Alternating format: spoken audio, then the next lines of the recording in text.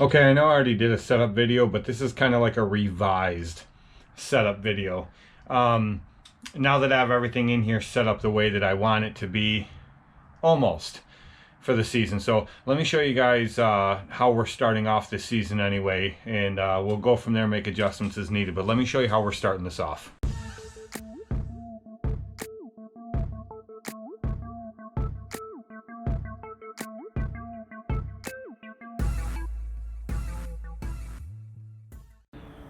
So this is it.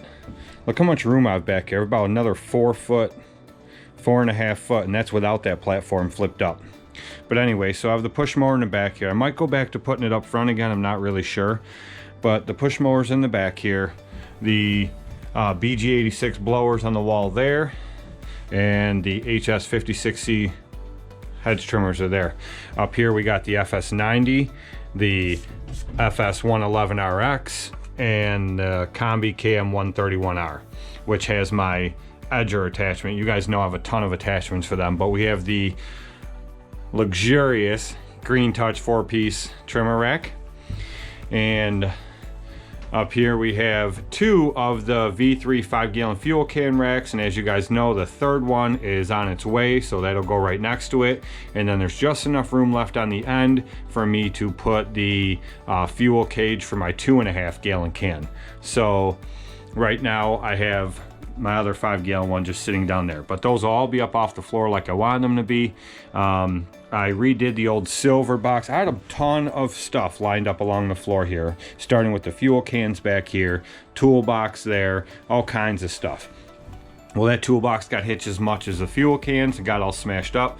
So I had a spare one in the back shed. So I cleaned that out, put all the proper tools in there that I need, because I was always running into problems where I didn't have the tools I needed. So now that's good to go. And then I have the 2 V3 backpack blower racks on the front wall there. There is the 2018 Walker B19 with the 56-inch side discharge. That is Billy's mower, as you guys know. And then up here on the shelf, this shelf has always been a mess. It needed cleaned out bad. It had all kinds of crap in it, dirt, empty bags of sunflower seeds. It was just a nightmare. So I got all the crap out of there that I needed out of there. Here's Billy's countryside vest that I have him wear on the commercial properties that are big and open. And I have one for myself as well. But I have my old shin guards there that I used to use before I went to the comfort trims. Now I have 2 pairs of those there. These will get moved from there to right down there. So they're a lot more accessible and quick and easy to get from the side door. I have like 10 of these steel tools. I got a bunch in the house. These were laying down in there. I didn't even know they were in there. So I drilled holes into that 2x4 and stuck them down in there. I have 3 scrapers that were laying in there. I stuck them in the back. And I have a few. I don't use this, by the way. I don't use the steel high performance anymore. I'll show you guys in a minute what I use for those of you that don't know, but I refill all these. It's a lot cheaper that way, and I've had really good results with the stuff I use. And this here, you know what that's for. But so that's all cleaned up there, and then just basic stuff, trimmers, lobbers, stuff like that. And then this right here, this whole section is the oh shit I got stuck section. So here's quick straps with climber rated carabiners on the end, rope, quick tracks, and then that's a spare blower belt for the walker. Then we have my mower of choice that I'm going to start this season off with, which is the Toro Grandstand. For those of you who don't know, you can go back and watch the full series on that. When I bought it, the condition it was in, and everything I've done to it to bring it to where it's at now. So that is optimally what this is the setup that I really want to run with most of the season. And I do have the 6.2 aluminum accelerator grass catcher that hangs off the side of this, but as you guys know, I'm trying to get away from bagging. So this here will be the mower that I think is going to do the best for me. And everything I got to double cut if I have to. That's no big deal. And what I'm going to do is double cut everything to try to get away from bagging so much this year. And then whatever's left residual, I'll throw the accelerator on and pick up what's left. And then of course I have my string up here with the cutter that hangs right there. And that's about it for the enclosed trailer. Now the open trailer, once I switch to that, I usually do once it starts getting really hot out, I switch to the open trailer because stuff just doesn't cool in here, even with the custom vents that Ryan and I put in there to force air through.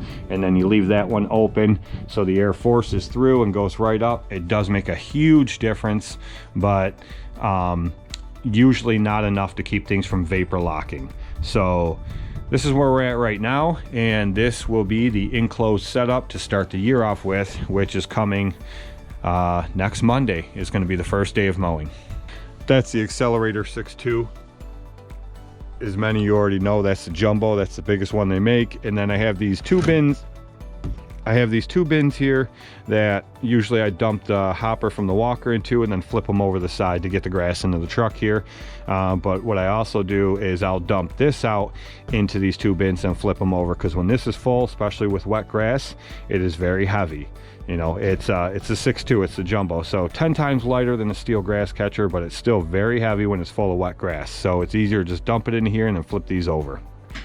This is what I use that I refill those with. This one's it's got about a quarter left in it. I started using it toward the end of last year, and I love the way all of my equipment ran using this stuff, from the backpack blowers to the trimmers. I loved the way this stuff worked. So I bought this, and then on Amazon for like $7 you can get two of these little pump handles. It comes two in a pack. I have one in there now, and that's how I fill them. I have a bunch more of them up here. Here's a brand new pack of the Steel HP Ultra that I had. But anyway, these are all filled with that stuff. So I keep a few at a time inside the trailer, and that works really, really well. But here's the Walker MT, and I am still going to use this a little bit starting off the year. The main reason I'm going to use it is because I want to try the Versamo blades on it. As many of you know, I used the Versamo blades this past fall, and I used this Walker MT to do all my fall cleanups with, and I was absolutely blown away with the performance of it for two reasons. One, I could bag twice as much before that hopper got full, and two, when I ran them on there in years past, even the smallest sticks, like the thickness of a pencil, probably a little bit smaller, but you know, a good length stick, 7, 8, 10 inches, whatever, you went over a few of those and it would clog that plastic chute up right there. And everything goes from the deck, for those of you who don't know, through that plastic chute, through the blower, and up into the hopper. But it would clog the mouth of that up all the time. I ran over sticks galore this past fall. It never clogged one time. In past years, 2-3 times on any given lawn, not even a huge lawn, I'd have to stop and unclog that damn thing. I didn't have to unclog it one time through the entire leaf season. So since I could pick up so much more volume before it was full, and since it didn't clog with little sticks, that's why I really want to try those blades out on this for this year, starting off in the spring, because I want to see how much more grass I can get in that hopper and how much further I can go on a property. I know all my properties well enough, and I've been bagging them for years with this MT, so I want to know how much further I can go running those blades. I know what it does for fall. I want to see what it does for grass. One last thing, well, two last things actually. This here is the Equipment Defender 3-piece trimmer rack setup with the support heads on it, and then this piece here is the double backpack blower. That's a Jungle Jim's. It's a double backpack blower setup. And then over here is the Equipment Defender backpack blower holder. So these three things will all be coming up soon in a giveaway. I haven't decided how I'm gonna do it yet. I haven't even decided if I'm gonna do the two Equipment Defender things as a package deal, or if I'm gonna do them separate and then also do this double backpack blower Jungle Jim's as another one, so that all three will be 3 separate giveaways, and it'll give more people more chances to win more stuff. So that's going to be coming up. A lot of people keep asking me over and over again, will I sell them? I will not sell them. They're all going to be given away, so don't ask. I'm not selling them. So they'll all be done in the giveaway. Just haven't decided how I'm going to do it yet, but I'm going to get on it quick, so those of you trying to set up for this year can get these on your trailer if you win. This here is the last thing. It's a 2-box piece. There's 1 box right there and this box here. I had this in my garage since I think October, and everyone kept asking what those boxes were, and then they went away into storage and then they just came back. So I'm just going to tell you because I don't know when I'm going to get to them. That whole entire setup is a Mow and Go setup. It's the biggest one they make. It's I think it's a 60-inch extended version, and it's the Mow and Go setup that goes right on the back of a truck. It goes in your hitch. So anybody that's curious what that is, just look it up, go to their site. Dale Otero in Florida is the guy that designs them, and so that's what that is. I just haven't had time to put it together yet because it comes in unfinished steel. You have to prime it, you have to paint it, and then put it together, and I just haven't had time to do it. So it's back here. I'm gonna get to it. I just haven't had the time yet. So those of you that keep asking, instead of me just making you keep wait, that's what all that is.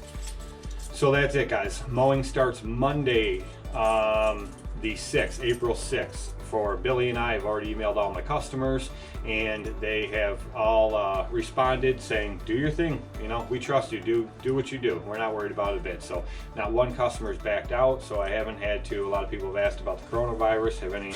Has it affected my business? Not one bit. Only to the extent I would say landscaping. I have a couple big landscape jobs that are going to be on hold now because it's not deemed essential. In my state, only maintenance is essential, so that means only lawn mowing. So I'm at least happy for that. So that begins on Monday, and other than that, it hasn't affected me a bit. As a matter of fact, I've taken on a bunch of lawns already. Some of them I had no business taking on. It's gonna be a little extra work for Billy and I, but no problem, we'll get it knocked out. But it's to the point now where I'm turning away lawns already. So I've already referred a couple to Roscoe, and you know, 2 of them are actually right next to lawns or right down the street from lawns I already do, and those are the ones I absolutely hate giving away because you're already right there. But on those days of the week, I am literally so overbooked. It's crazy. There's just no way I can squeeze another one in. So I know that I have the option of dropping another one that's, you know, not right next to them and then taking that one because it's right there. But my customers have been with me for so long, 90% of them. And like I said, I've emailed them all and they said, just do your thing, Randy. If you think it's time to start mowing, start mowing. And none of them have backed out of me. So I've built up that clientele over the years, and there's just no way that I'm going to give those up. So, you know, I'm with the clientele now that I never have to chase people for money, with the exception of a few that I've dropped this year that I had to chase last year. But all in all, I almost never have to chase any of them for money. I email them an invoice, they click the link, they pay it online. I'd say probably 60% of my customers tip me every single month when they pay their bill. It might only be $4 or $5. Some of them tip $20 every single month. On top of their bill, because when they pay online they have the option to click it and add a tip. So that's just what I've built up over the years. So for that reason, I'm not getting rid of anybody. But that's it. Like I said, I know I already made a setup video, but I wanted to make a revised one because a lot of people keep asking now that I've changed everything around, now that I've added all these green touch racks. And so here it is. This is the revised one, and that's what I got for now. So I will see you guys in the next one. Make sure you hit that subscribe button, and as always, thank you for every single bit of support you give me. It really means the world to me, and that's why I try to go out of my way to answer every single comment. Might miss one here or there, but I try like hell.